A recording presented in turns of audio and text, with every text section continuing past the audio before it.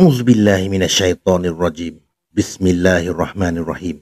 Assalamualaikum warahmatullahi wabarakatuh kepada semua para penonton Malam Mistik Brufah daripada seluruh Nusantara.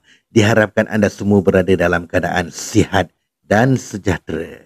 Pada malam ini, Brother Fai akan kongsikan kepada anda kisah yang datangnya daripada Umi Aira Akila.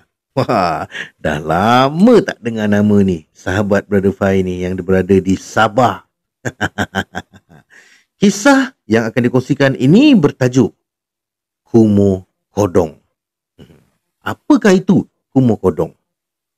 Sekiranya anda sudah bersedia, ayo rasai sentuhanku.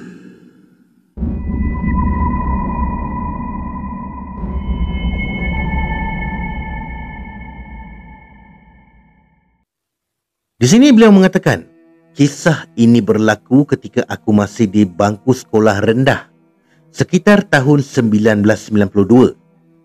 Tak ada apa yang menarik dan seram pun. Saja aku nak berkongsi cerita, memandangkan dah lama aku tak menulis. Memang betul pun. Sebelum tu, aku nak minta maaf kepada para pembaca dan penonton sekiranya tulisan aku ni tunggang langgang atau sukar difahami. Begini ceritanya. Malam tu, sekitar jam 9 malam, aku di ruang tamu menelaah pelajaran bersuluhkan lampu pelita. Kami belum mempunyai bekalan elektrik pada masa tu. Mak di dapur sedang sibuk menyediakan bahan-bahan untuk jualan esok. Hanya kami berempat saja dalam rumah ketika tu. 2 orang adikku sudah nyenyak tidur dalam bilik. Manakala adik aku yang nombor 2 dah lesap sebelum maghrib lagi. Kemana lagi kalau dia pergi kalau bukan ke rumah kawannya yang ada bau bacang dengan kami. Rumahnya hanya sepelaung saja dari rumah kami. Hampir setiap hari ke situ saja dia pergi. Mak dah naik jemu nasihat. Janganlah suka sangat bertandang ke rumah orang hingga jauh malam, kata mak. Tapi seperti mencurah air ke daun keladi saja. Bapa pula ke hutan memburu bersama rakan-rakan dia lah. Selalunya mereka ke hutan 2-3 malam. Lama tu. Selain berburu, bapa suka mencari rotan dan buluh untuk dibuat bakul panjang yang dipanggil wakit. Kegunaannya untuk mengangkut sayur dari kebun. Ketika aku sibuk menulis di atas buku latihan, tiba-tiba aku mendengar sayup-sayup bunyi seperti ayam betina berketuk. Bunyi dia lebih kurang macam ni.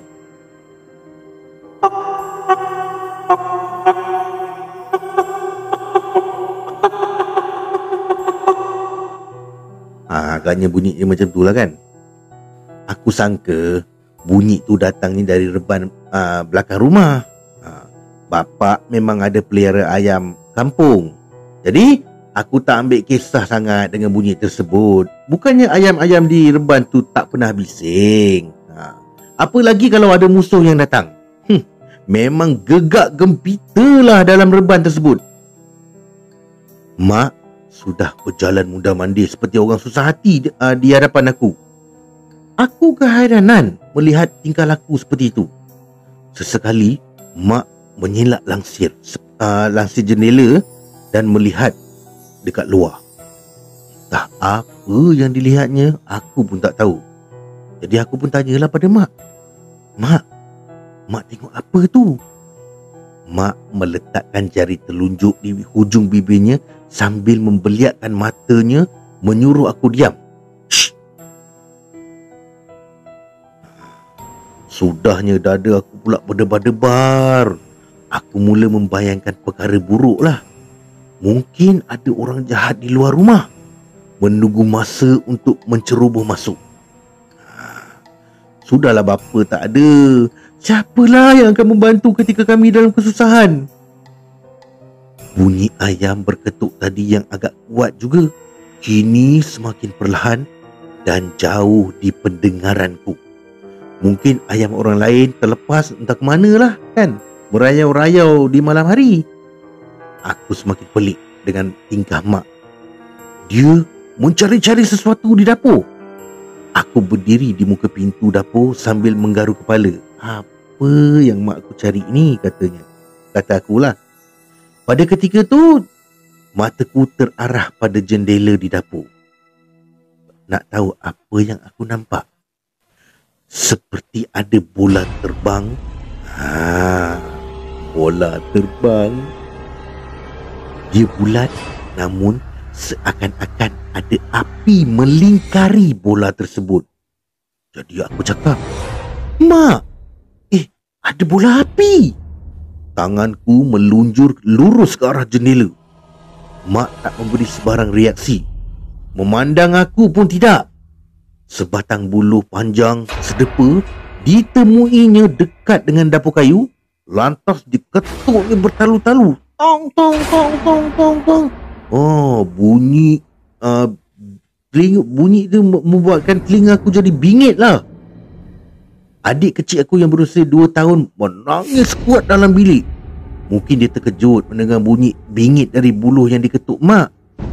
Aku berlari menuju ke bilik dan menggendong adik bawa keluar. Adikku yang seorang lagi nyenyak aja tidurnya. Macam tak ada apa-apa yang berlaku. Baru saja aku melangkah kaki ke dapur, tiba-tiba pintu utama dibuka dengan kasar. Tegong! Hampir saja adik dalam pelukan aku ni terlepas gara-gara terkejut. Aku ingat orang jahat manalah yang merempuh masuk dalam rumah. Rupa-rupanya adik aku yang suka merayap tu dah terpacak di hadapan sambil tersengih-sengih macam kerang busuk. Macam tu lah kot. Mau je aku piat telinga dia. Kak, akak tahu tak? Tadi kan masa aku berjalan pulang, tiba-tiba ada burung besar terbang atas kepala aku. Tapi burung tu pelik lah. Bulu dia panjang macam rambut orang. Lepas tu dia bawa macam usus ayam, panjang-panjang. Burung apalah tu kan, Kak? Belum sempat aku menjawab, adik aku sudah melolong bila mak memiat telinganya. Entah bila mak berdiri dekat sebelah aku. Aku langsung tak sedar. Itulah, kalau suka merayap ke rumah orang pulang tengah malam. Kan dah jumpa benda tu? Kata mak sambil menghela nafas keras. Mimik muka mak seperti geram sangat dengan anak keduanya tu. Macam mau ditelannya saja anak bertuah tu. Apa tu, Mak? Tanya aku pula. Aku juga ingin mengetahui burung apa seperti yang diceritakan adik aku tadi. Tapi mak tak menjawab. Sebaliknya, dia suruh kami masuk tidur. Dalam bilik, sesekali aku melihat ke arah tingkap yang bertutup langsir nipis. Manalah tahu bola api itu melintas lagi ataupun burung besar membawa usus ayam. Aku pun ingin melihat juga burung pelik tersebut. Nak pergi keluar rumah, aku tak berani. Lagipun sebelum masuk tidur, mak dah pesan jangan keluar lagi. Sampailah aku terlena. Tak ada apa benda yang melintas di luar jendela seperti yang aku harapkan lah.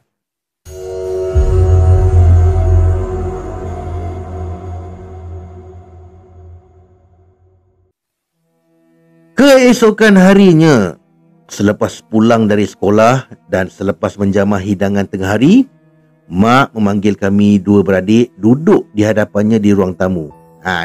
Korang duduk orang ni, mari sini duduk sini, mak nak cerita sikit. Jadi mak pun cakap, kalau kamu berdua nak tahu apa benda semalam yang kamu nampak tu, itulah nama dia Kumo Kodong. Bukan burung, tapi kepala orang yang sudah terpisah dari badan. Usus yang kamu nampak tu bukan usus ayam, tapi usus dia datang. Usus dia tu adalah usus dia sendirilah. Dia datang nak isap darah perempuan lepas bersalin. Kami berdua terlopong mendengar cerita mak. Bukan burung rupanya, Hei, seram sejuk aku mendengarnya. Nasib kau baik sebab kau tak melihat wajah Kumo Kodong tu. Kalau tidak, pasti kau dah berlari tak cukup tanah dan silap hari bulan boleh demam. Muka dia tu buruk betul dengan matanya yang merah menyala. Kata-kata itu mak tujukan pada adik. Jadi adik cuma diam membisu. Mungkin sedang menghadam kata-kata mak tadi. Dan aku pula mula mengajukan pertanyaan berkenaan dengan bola api dan kenapa mak mengetuk batang buluh tersebut hingga bingit telinga orang mendengarnya. Kata mak, bola api itu adalah Kumo Kodong. Dia boleh dilihat dalam bentuk bola api juga. Kalau dilihat dari jauh, ia memang nampak cantik. Namun bila mendekat, ia akan menyerupai wajah yang hodoh dengan tali perut berjuntai. Kumo Kodong berbunyi seperti ayam berketuk. Jika bunyinya dekat, bermakna ia berada jauh dari kita. Tapi bila bunyinya jauh, itu bermakna ia berada terlalu dekat. Bayangkan masa itulah kita membuka pintu. Sebaik pintu terbuka, makhluk tu sudah terpampang di depan mata dengan mata yang merah menyala. Lidah terjelir dan usus berjuntai dengan cecair merah menitik ke bawah. Hei, kalau orang tak kuat semangat, dah pasti jatuh pingsan dekat situ juga. Mengenai dengan buluh yang diketuk, ia bertujuan untuk menghalau Kumo Kodong tersebut supaya dia pergi jauh dari situ.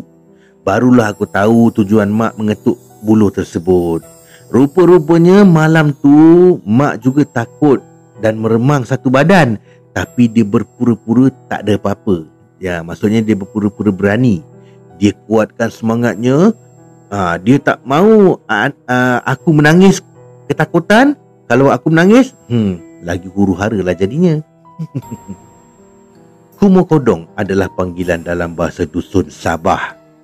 Di Semenanjung juga, ia dipanggil hantu penanggal. Ia juga sama dengan Bi Kuasa 2. Brother Fai tak nak sebut kata hantu. Cuma Bi Kuasa 2 ni ada lelaki. Mereka mengamalkan ilmu hitam untuk kepentingan diri sendiri. Kepala mereka akan terpisah dari badan dan terbang mencari mangsa dengan tali perut berjuntai. Selalunya dengan tali perut berjuntai ni, mangsa Kumo Kodong ni adalah wanita lepas bersalin. Dia akan menghisap darah mereka. Ada orang pernah berkata, cecair yang menitik dari tali perutnya akan menyebabkan berkudis pada orang yang terkena.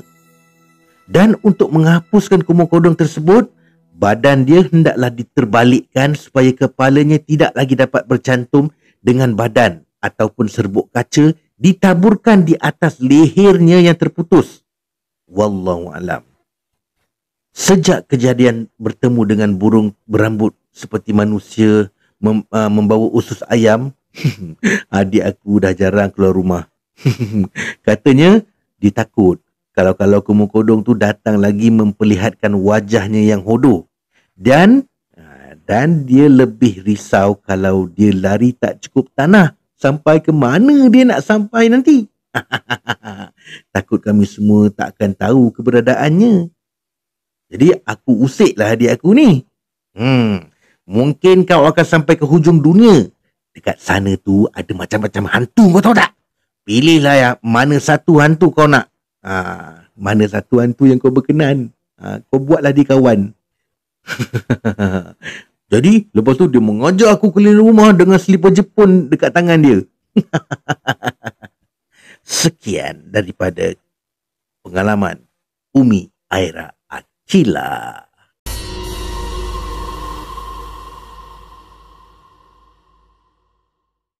Ya saudara, itulah dia.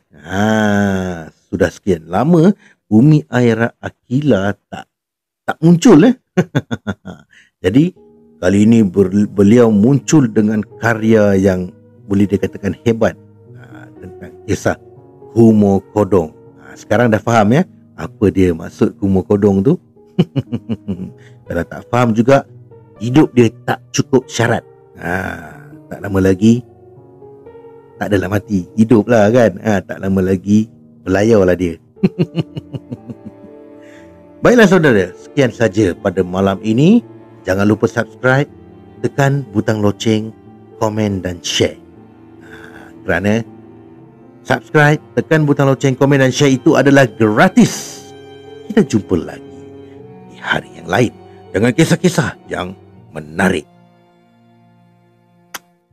Peace. No war.